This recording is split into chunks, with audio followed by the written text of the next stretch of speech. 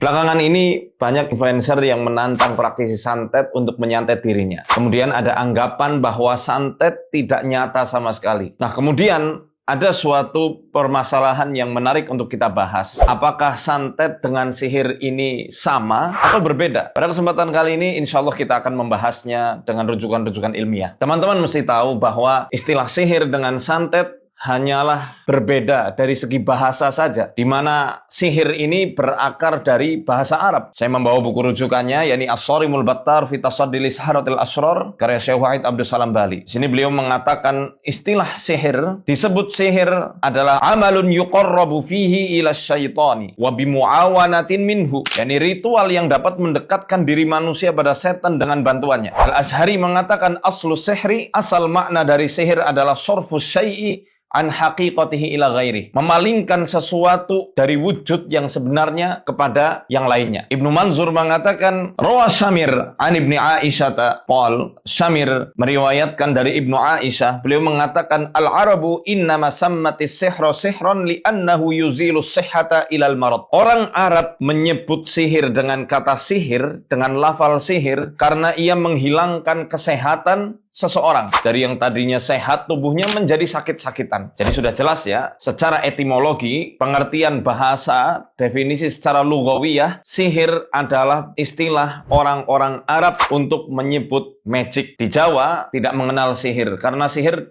dari bahasa Arab. Oleh karena itu, mereka mengenal dengan istilah santet. Dan istilah santet baru muncul di era akhir kerajaan Majapahit. Sehingga santet adalah pelafalan orang-orang Jawa Timur kala itu untuk menyebut istilah magic atau sihir. Santet, mesisan bentet, mesisan kantet. Mesisan bentet artinya biar sekalian retak, mesisan kantet biar sekalian rekat. Jadi istilah pelet di zaman ini, zaman dulu itu sudah dirapel, sudah dijamak dengan satu istilah, yakni santet. Di Jawa Tengah, orang-orang lebih mengenal dengan istilah tenung. Kemudian ada istilah teluh, guna-guna. Kemudian lagi ajian ilmu asihan, ilmu pelet. Suwanggi ada di Papua. Di Papua namanya suwanggi. Kemudian di Bali ada yang namanya ilmu pangleakan, ilmu pangiwa. Kemudian ada istilah palasik di Sumatera Barat. Dan masing-masing daerah di Indonesia pasti punya istilahnya sendiri-sendiri. Termasuk santau. Ini juga istilah orang-orang Melayu yang menyebut sihir. Ya. Jadi sihir dalam pengertian bahasanya orang-orang Melayu disebutnya dengan santau. Di Jawa Timur, di Jawa khususnya adalah dengan istilah santet. Sama seperti pengistilahan insan dalam Al-Quran. Orang Indonesia tidak menyebut insan, tapi manusia. Jin. Orang Indonesia zaman dulu belum mengenal istilah jin sebelum Islam menyebar luas. Sehingga mereka menyebutnya dengan istilah siluman, kajiman, pekasaan, buto. Teman-teman bisa melacak ini dari pewayangan, di mana tokoh-tokoh hantu dulu dipimpin oleh seorang raksasi namanya Betari Durga di kerajaan Setro Gondomayit. Nah, itu orang zaman dulu nggak kenal istilah jin sebelum Islam menyebar, karena jin bahasa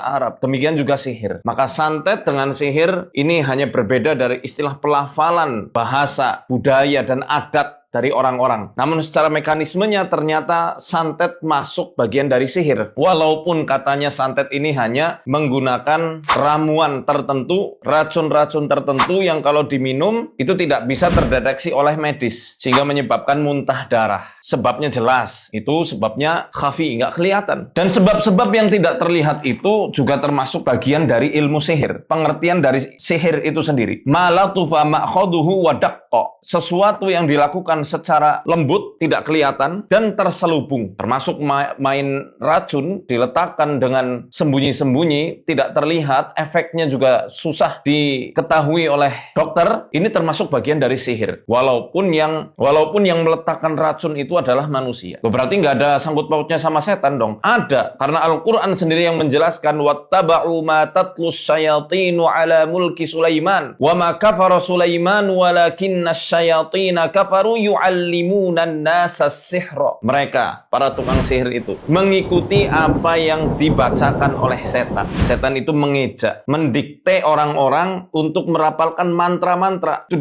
di zamannya, ya, ala mulki Sulaiman, di zamannya kerajaan Nabi Sulaiman. Wa ma kafara Sulaiman. Sulaiman tidak kafir, tidak ingkar terhadap Tuhannya. Yang kafir itu setan-setan yang telah mengajarkan sihir kepada manusia. Jadi jelas dong, sihir itu awalnya ya adalah ritual-ritual setan. Ini disinyalir dalam Al-Quran, Al-Baqarah ayat 102. Termasuk santet pun demikian. Nah, kalau misalnya pakai racun, bagaimana? Kan nggak pakai ulah setan, itu dengan tenaga orang dalam, yang nggak kelihatan misalnya ya. Nah, dalam hal ini, kita bisa lihat penjelasan dari Al-Imam Fakhruddin Ar-Razi. Beliau ulama ternama yang punya kitab tafsir luar biasa, judulnya Tafsir Mafatihul Ghaib. Ini tafsir birra'i. Keren banget, beliau mendefinisikan sihir menjadi 8 bagian. Saya tidak bacakan semuanya, saya langsung saja kepada yang berkaitan dengan istilah santet itu sendiri. Jadi beliau mengatakan di bagian yang ke-6, jenis sihir yang nomor 6, ya, as-sadisu al-isti'anatu bi khawasil adwiyati, yakni fil at'imati wad dihanat. Ada ilmu sihir yang memanfaatkan reaksi-reaksi tertentu dari obat-obatan, baik itu obat, racun kodok, ya, atau racun dari hewan-hewan tertentu, atau benda-benda yang kalau misal ditaburkan itu potensi membunuhnya itu sangat besar, potensi membinasakan lawannya itu sangat besar.